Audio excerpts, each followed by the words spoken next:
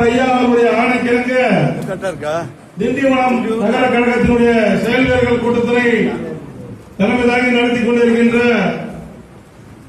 மணிமாறன் அவர்களே, இந்த நிகழ்ச்சியிலே கலந்து கொண்டு உரையாற்றி இருக்கின்ற மாவட்ட கழகத்தினுடைய துணை செயலாளர் அருமை நண்பர் முகமது ஷரீப் அவர்களே, மாநிலத்தினுடைய எம்ஜிஆர் மன்ற துணை செயலாளர் எஸ் ஏழுமலை அவர்களே, இ ராஜேந்திரன் அவர்களே, முத்துகிருஷ்ணன் அவர்களே, ஜெயச்சந்திரன் அவர்களே, மணி அவர்களே, கோதண்டம் அவர்களே, மூர்த்தி அவர்களே, பாரதிதாசன் அவர்களே, நாகேந்திரன் அவர்களே, முருகன் அவர்களே,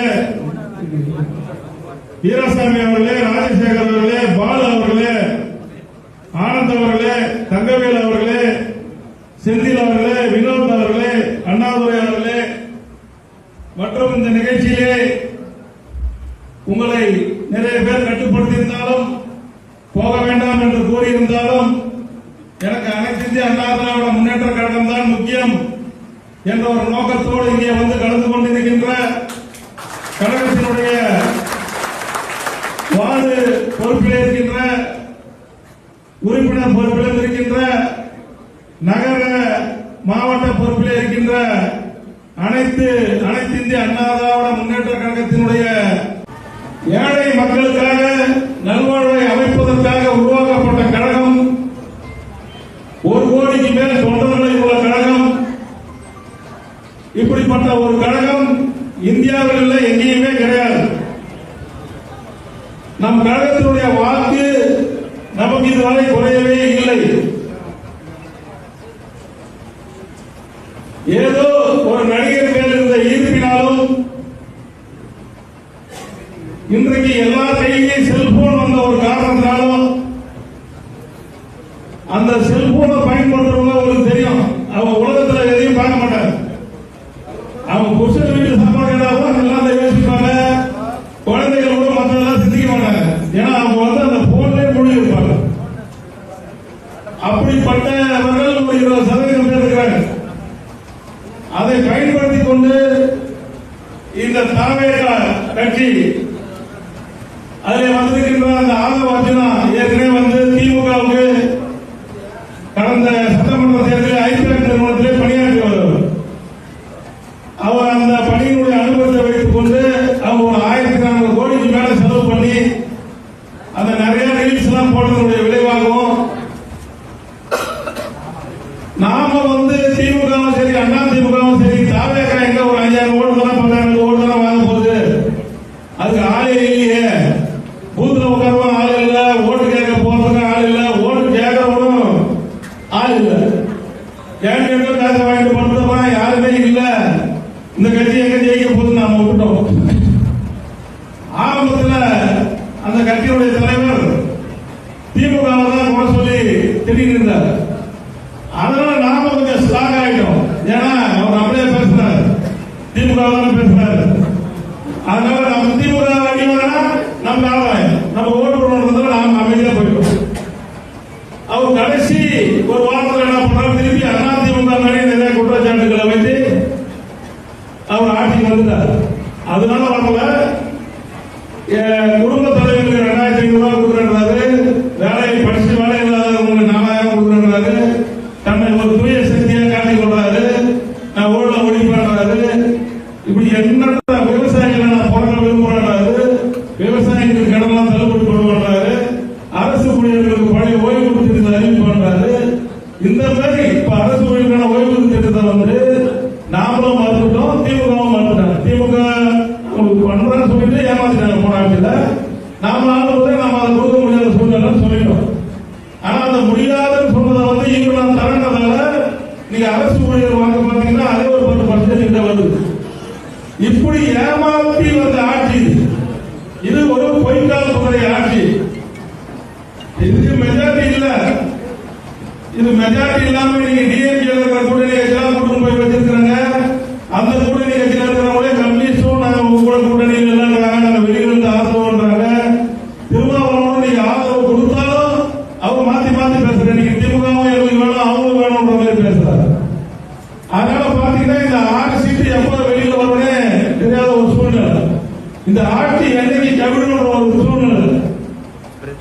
அதை விட மோசமான ஒன்று என்னென்றால் இன்றைக்கு ஊழல் ஒழிப்பேன்னு சொல்லிட்டு வந்துட்டு இன்னைக்கு இதுவரை எந்த தொழிலையும் லஞ்ச வாங்குறதுல நிறுத்தப்படல. இன்னைக்கு ஃபேன்சிக்கார கூட ஒரு 4 நாள் ஏற்கனவே ஆட்சியில் வாங்குறத விட அந்த ஃபேன்சி நம்பர் வாங்குறதுக்கு இன்னைக்கு பணம் நிறைய வாங்குறாங்க. இன்னைக்கு ஃபேன்சி நம்பர் வாங்குறதுக்கு போனா அதிக லஞ்சம் வாங்குறாங்க. இன்னைக்கு ஆர்டிஓ ஆபீஸ்ல போனா அதிகமா லஞ்சம் வாங்குறாங்க. இன்னைக்கு பாத்தீங்கன்னா தாசில்தார் ஆபீஸ்ல போனா லஞ்சம் அதிகம். ஏற்கனவே கடந்த ஆட்சியில் இருக்கிறத விட லஞ்சம் அதிகம். ஏற்கனவே லஞ்சம் ஏதோ அரசு ஊழியர்கள் இல்ல ஒரு எம்எல்ஏ எம்பி இது மேலாக லஞ்சம் வாங்குவாங்க. ஆனா இப்ப தாவேக ஆட்சியில் என்னாச்சுன்னா தாவேக ஒன்றிய செயலாளர், தாவேக நகர செயலாளர், தாவேக கிளை செயலாளர், அதுவே தாவேக கட்சியில் பூரா லஞ்சம் வாங்க. அப்ப அவங்க எல்லாமே லஞ்சம் வாங்கினா ஏற்கனவே கொடுத்த லஞ்ச பணத்தை விட நீங்க அதிக லஞ்ச பணம் கொடுக்க வேண்டியது. இதுக்கெல்லாம் முத்தாய்ப்பாக இன்னைக்கு பாத்தீங்கன்னா விழுப்புரத்தில் நடைபெற்ற ஒரு செயல். இன்றைக்கு அரசு வழக்கறிஞர்களை தேர்வு செய்யறாங்க. இன்னைக்கு நீதிமன்றங்களை பார்த்தா உச்ச நீதிமன்றத்தில் கீழ் செயல்படுற கீழமை நீதிமன்றங்கள்லாம் பார்த்தா இன்றைக்கு அது பிபி ஏபிபி அந்த மாதிரி நிறைய நீங்க வழக்கறிஞர்களை நீங்க தேர்வு செஞ்சிருக்கிறாங்க. அந்த வழக்கறிஞர் தேர்வில் அந்த வழக்கறிஞர் தேர்வு அறிவிக்கப்படுது அப்படின்னா போன மாசம் 29ஆம் தேதி வரலாம் அந்த வழக்குக்கு வரவங்க அந்த அரசு வழக்கறிஞராக வரவங்க அப்ளிகேஷன் கொடுக்கறதுக்கு 29ஆம் தேதி சாயங்காலம் 5 மணி வரலாம் டைம் சொல்றாங்க. மனு வாங்குறதுக்கு 29ஆம் தேதி சாயங்காலம் 5 மணி வரலாம் அரசு வழக்கறிஞராக பணியாற்றவங்களுக்கு அப்ளிகேஷன் வாங்குறதுக்கு டைம் கொடுக்குறாங்க. ஆனா அந்த டைம் முடிவுக்குள்ளே 29ஆம் தேதி சாயங்காலம் 5 மணி டைம் இருக்கு அப்ளிகேஷன் வாங்குறது. ஆனா அந்த டைம் முடிவுக்குள்ளே அன்னைக்கு காலையில 10 மணிக்கு அந்த அரசு வழக்கறிஞர்கள் யார் யார் லிஸ்ட் வந்தது. நல்லா தெரியும். இப்ப நாம ஒரு வேலை எடுக்கிறாங்கன்னா ஒரு அப்ளிகேஷன் வாங்குவாங்க, அதுக்கு ஒரு டேட் வைப்பாங்க. அந்த டேட்டுக்குள்ள அப்ளிகேஷன் கொடுத்ததுக்கு அப்புறம் அந்த அப்ளிகேஷன் எல்லாம் சரிபார்க்கப்படும். அதுல தகுதியானவர் தேர்ந்தெடுக்கிறதுக்கு இன்டர்வியூ கூட வைப்பாங்க.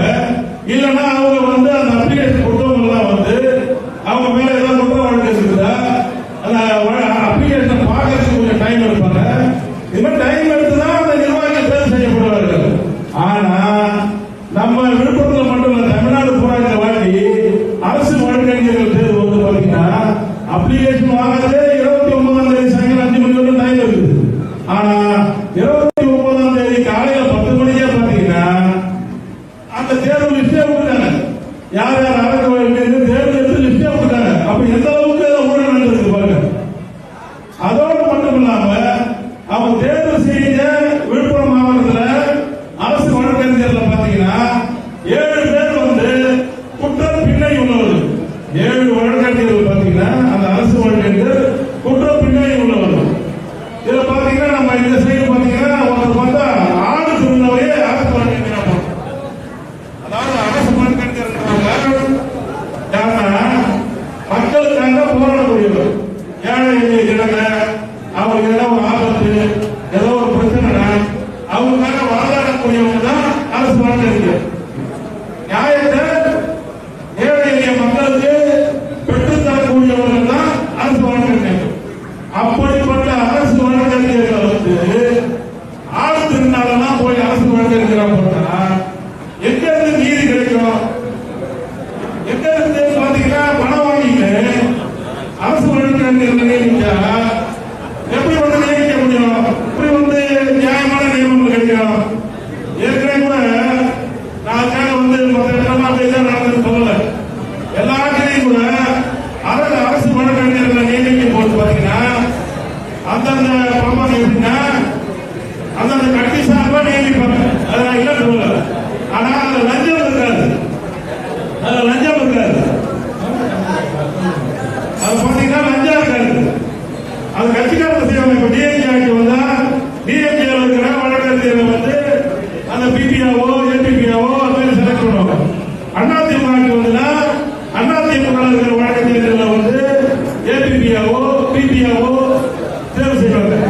ஆனா தாவேக்கால பாத்தீங்கன்னா பணம் வாங்கி லஞ்சம் வாங்கி கொண்டு ஆடு திருநெல்லாம் செலக்ஷன் பண்றான்.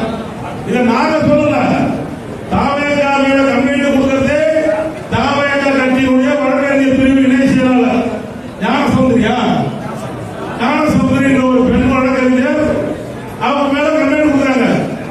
தாவேக்காவுடைய ஊழல்கள் எல்லாமே, தாவேக்காவுடைய அரசு அத்துமீறல்கள் எல்லாமே எதிர்கட்சியோ மற்ற கட்சியோ சொல்லல, தாவேக்காவை சார்ந்தவர்கள் தான் சொல்லிக்குவாங்க.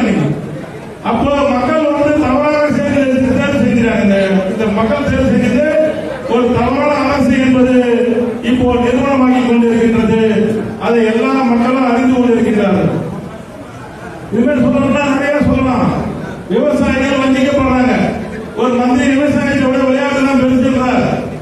என்ன அதே மாதிரி பார்த்தா அந்த மந்திரி பாத்தீங்கன்னா அவருடைய பெண்களை பாத்தீங்கன்னா அவங்க லாட்டரி சீட்டு வியாபாரத்தில் ஒழிச்சவங்க.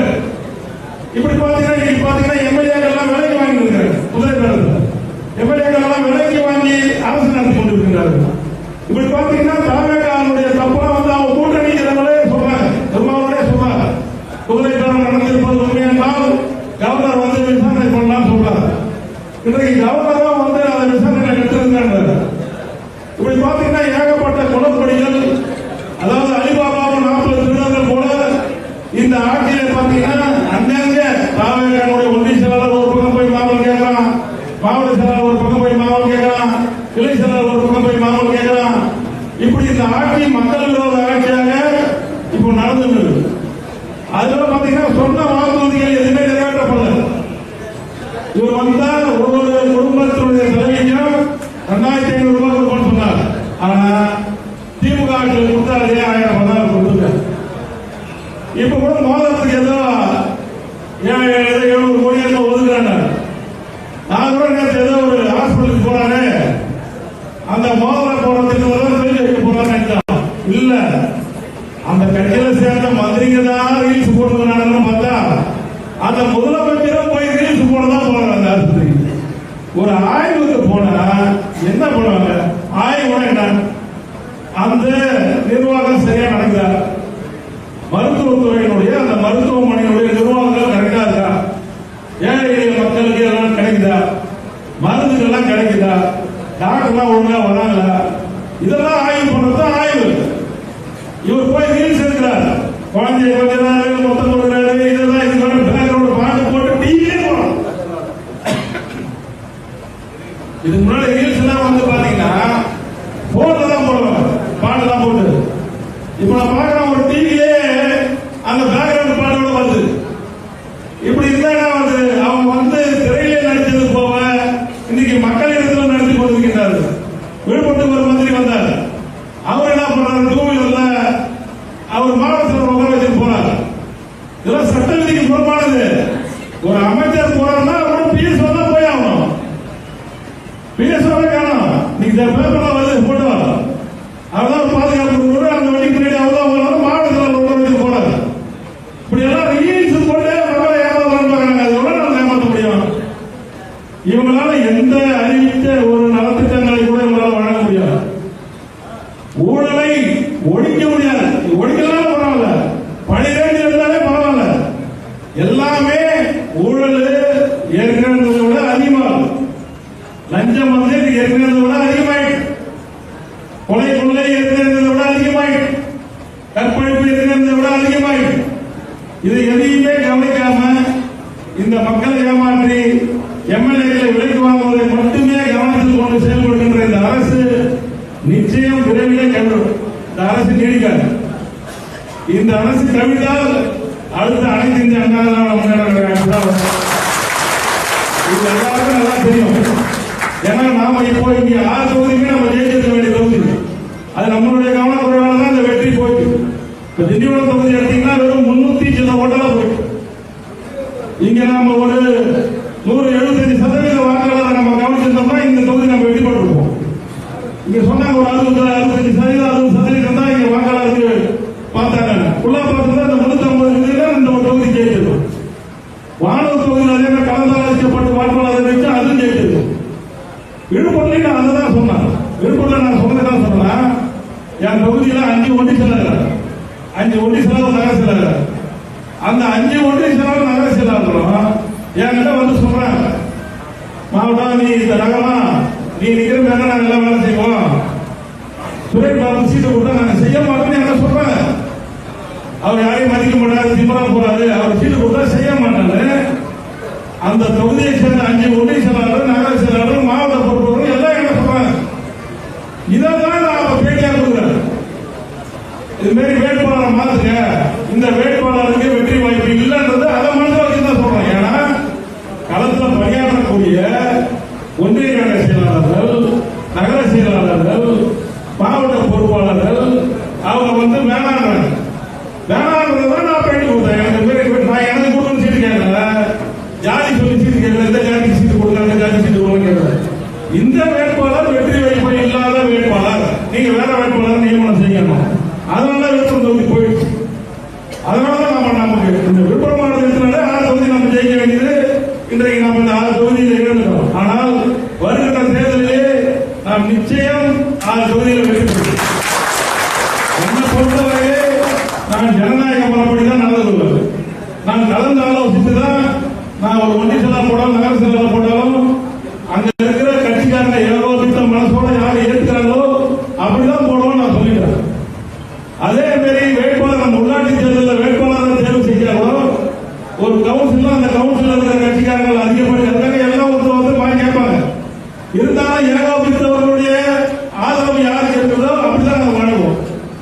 இப்ப உள்ளாட்சி தேர்தலை பொறுத்தவரை நாங்க வந்து பிரசிடன்ட் சீட்டு கூட என்ன பண்ணுறோம், கட்சியில் வந்து பிரசிடன்ட் சீட்ல தலையிடல, அவங்க நின்றுக்கலாம். ஆனா நாங்க இந்த வாட்டி தலைவர் தேர்தலில் கூட நம்ம கட்சியில பேசி நம்ம கட்சி சார்பாக ஒருத்தர் தான் நிற்கணும்ன்ற மாதிரி ஒரு வரையறை கொண்டு வர இருக்கிறோம். கருத்தியலை மதிக்கின்றோம். கருத்து யார் கருத்து சொன்னாலும் அதை கேட்க தயாராக இருக்கின்றோம். இப்ப சரி சொன்ன மாதிரிதான் யாரா இருந்தாலும் அதிமுக எங்க இருந்தாலும் அந்த அணியில இருந்தாலும் இந்த அணியில இருந்தாலும் என்ன பொறுத்தவரை அதிமுக தான். இந்த நியாயமான கோரிக்கையை நான் ஏற்க தயாராக இருக்கிறேன். அதுக்காக அராஜகம் பண்ணதான் எந்த காலத்திலும் ஏற்றுக்க மாட்டேன். நான் அது மோசமான ஆள், எனக்கு அதுதான் வந்து சரி வராது. நியாயத்தை நான் ஏற்றுக்கிறேன். என்னை பொறுத்தவரை கட்சி வளரணும். என்னை பொறுத்தவரை அனைத்து இந்திய அண்ணா திராவிட முன்னேற்ற கழகம் எல்லாரும் ஒன்றுதான். புரியுதா?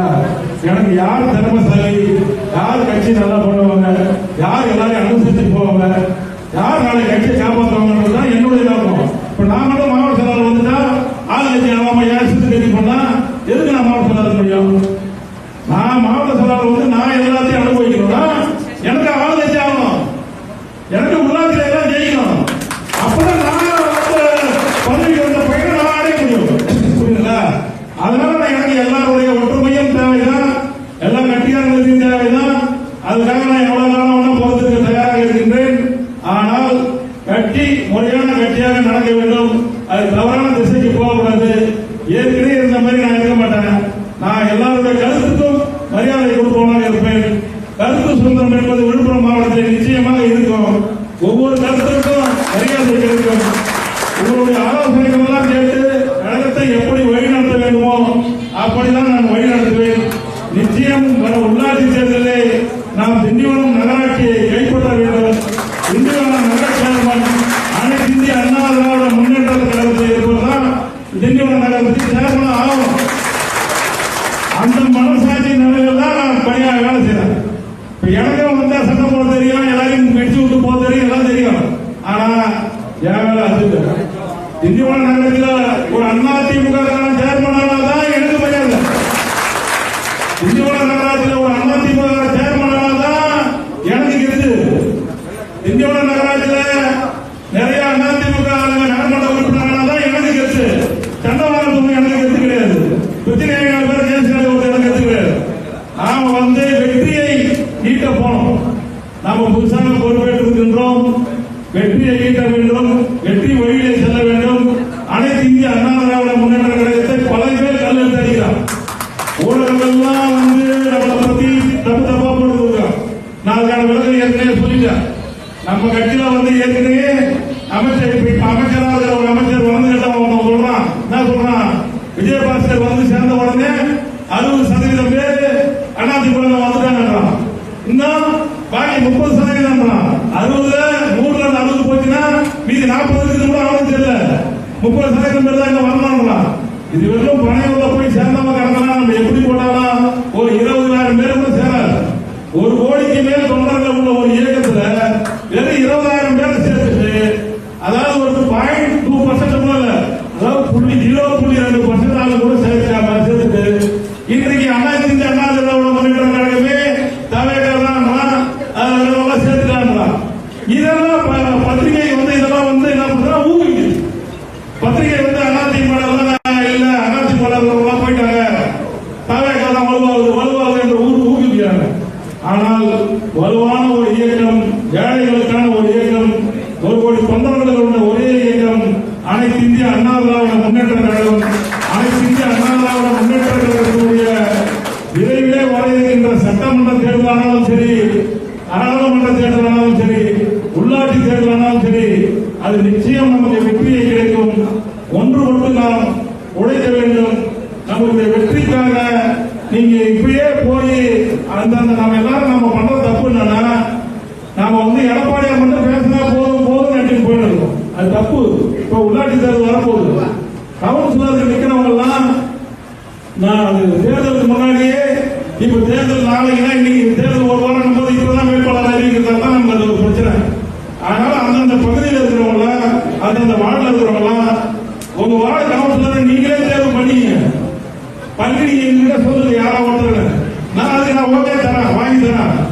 இப்பயே ஆரம்பிங்க வேலைய, தேர்தல் வேலைய, உள்ளாட்சி தேர்தல் வேலைய, வார்டிலையும் சரி நகரமன்றத்திலும் சரி இப்பயே ஆரம்பிங்க. ஆரம்பிக்கிறதா இப்பயே நம்ம போய் நம்ம அதை கொடுத்து இதை கொடுத்து அந்த வேலையில வேணாம். நம்ம ஆரம்பிக்கிறதுன்னா தாவேக்காவுடைய செயல்பாடுகளை சொல்லுங்க. எமர்கிட்ட போய் கேளுங்க, ஏமா சும்மா இருக்கீங்க, ஆட்சிக்கு 2 மாசம் ஆகி போச்சு, வாங்கியிருந்தா போன மாசம் ஒரு 2,500, இந்த மாசம் 2,500, 5,000 ரூபாய். ஆனா அவங்களுக்கு 2,000 ரூபாய், 3,000 ரூபாய மிஸ் பண்ணிக்கல. இது ஞாபகப்படுத்தணும். எவ்வளவு அமைதியா இருக்குது நம்ம சொல்றோம். 3,000 ரூபாய் போச்சா, இன்னும் ஒரு 3 மாசம் போச்சா என்ன ஆகுது? ஒரு மாசத்துக்கு 4,000 ரூபாய், ஒரு 5 மாசம் போச்சா 20,000. என்னப்பா காசு விட்டு உங்களுக்கு இல்லை கேட்க சொல்லுங்க. படிச்சுட்டு அதே மாதிரி பசங்க வீட்டில் இருப்பாங்க, அவங்க போய் சொல்லுங்க, மாசம் 4,000 பணம் தராங்க வந்துச்சேப்பா கேளுங்க, கேட்க சொல்லுங்க. அரசு ஊழியர்கள் சொல்லுங்க, ஓய்வு திட்டத்தை பழைய ஓய்வு திட்டத்தை அறிவிப்பு பண்ணாரு, ஏன் அறிவிக்கல அப்படின்னு கேட்க சொல்லுங்க. இது மாதிரி மக்களை நாம தான் கேட்க விடணும். அவங்க கூட மக்களோட நாமளும் கேட்கணும். அப்ப மக்களோட மக்களா பழகினாதான் அடுத்து நம்ம ஆட்சியில் நடந்த பெரிய நாம செஞ்ச சாதனைகள்லாம் ஏகப்பட்ட சாதனைகள் அதெல்லாம் சொல்லணும். 7.5% எவ்வளவு பசங்க இன்னைக்கு மருத்துவ சேர்ந்து மருத்துவ பயில போயிருப்பாங்க. அதே மாதிரி விவசாயத்தில் குடிமராமத்து பணியில எவ்வளவு பேர் பயன்பட்டிருப்பாங்க. கொரோனா காலங்களில் நம்ம எவ்வளவு பேருக்கு பயன்பட வச்சோம். நம்ம அம்மா இருந்து நம்ம எடப்பாடியார் எவ்வளவு படிக்கிற பசங்க மடிக்கணி கொடுத்தோம். கொரோனா காலங்களில் எவ்வளவு பேர் கல்லூரிகளை தேர்ச்சி செய்ய வச்சோம். இதுமாரி நம்ம செஞ்ச சாதனைகள், அம்மா செஞ்ச சாதனைகள், புரட்சி தலைவர் செஞ்ச சாதனைகள்லாம் நம்ம திருப்பி எடுத்து போனோம். ஒண்ணு மட்டும் நினைச்சீங்க, இன்னைக்கு வந்திருக்கிற இந்த நடிகர் தான் மக்கள் ஏற்றுக்கோங்க நினைக்காதீங்க. புரட்சி தலைவர் எங்கிருந்துமே எவர் எங்கேயோ புரட்சி தலைவர் எங்கேயா இன்னைக்கு பாருங்க, நம்ம ரோட்ல காரணம் நாங்க போறோம், பஸ்ல போற சின்ன பசங்க எட்டி பார்த்து கை காடுது, நம்ம வண்டியை பார்த்து கை காடுது. அதுக்கு காரணம் யாரு? புரட்சி தலைவர், புரட்சி அம்மா, அண்ணா புரட்சி தலைவர், புரட்சி தலைவர் எடப்பாடியார். அதனால நாம நம்ம பண்ற தப்புன்னா நம்ம தலைவர்களை பார்த்துக்கோங்க. புரட்சி தலைவர் காலத்தில் அவர் பார்த்து ஆட்சியை கொண்டாரு, புரட்சி தலைவர் அம்மா காலத்தில் அவங்க பார்த்து ஆட்சியை கொண்டாங்க. அதே மாதிரி புரட்சி தலைவர் கொண்டாந்து நீங்க நினைக்கிறீங்க. அந்த காலம் வேற, இந்த காலம் வேற. இப்ப நாம பாதிக்கப்பட்டது போனால தான் பாதிக்கப்பட்டோம். போன்ல ரீல்ஸ போட்டு தவறான செய்திகளை பரப்புவதன் மூலியமாக ஆட்சி இது. நாம திருப்பி ஆட்சிக்கு வரணும்னா அவங்க நம்ம பதிலடி கொடுக்கணும். நீங்க ஒவ்வொரு வார்டுலையும் நீங்க குரூப் போட்டு ஒரு வார்டில் இருக்கிறீங்கன்னா அங்க இருக்கிற பொதுஜனங்கள்லாம் நீங்க போன்ல அந்த குரூப்ல சேர்க்கறது ஈஸி. ஒரு வார்டு நீங்க ஒரு கவுன்சிலர், ஒரு 2வது வார்டு ஒரு கவுன்சிலர் போறாங்க, அப்புறம் அந்த வார்டில் பாத்தீங்கன்னா ஒரு 5,000 ஓட்டு அதிகபட்சம், ஒரு 4,000 ஓட்டு 3,000 ஓட்டுனா அங்க இருக்கிறவங்க நம்ம ஒரு குரூப்பா போன்ல சேர்த்து போன் மூலியமாக தான் அனுப்புங்க. தகவலாம் போன் மூலியமா தலைமைக்கால நடக்கிற தகவல் அனுப்புங்க. நீதித்துறையில பாருங்க எவ்வளவு அநியாயம். இன்னைக்கு ஒரு வழக்கு உயர் நீதிமன்றத்தில் நம்பர் ஆயிடுச்சு.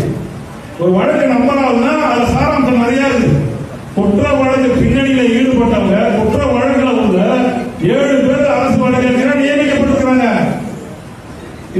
அப்ளிகேஷன் வாங்குற காலம் முடியறதுக்குள்ளவே நியமனம் பண்ணி ஆள் அறிவிக்கப்பட்டிருக்கிறாங்க.